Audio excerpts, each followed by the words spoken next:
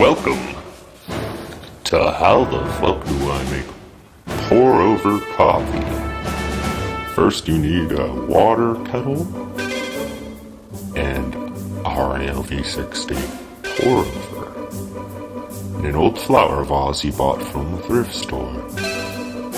Now the first thing you want to do is pour that water in there. The first thing you want to do is completely forget to put the coffee in. So pour out all those failures into the sink and try again.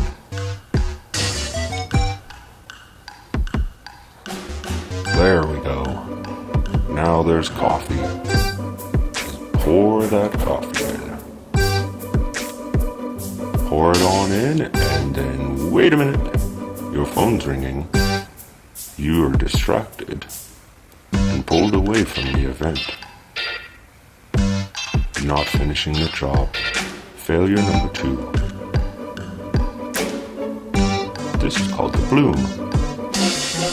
Now that you've forgotten so many things, you're going to have to be really vigilant about this to make this coffee good. Now don't use a scale because how will you ever learn? You just depend on machines. You gotta feel it. And that, friends, is how you make pour over coffee.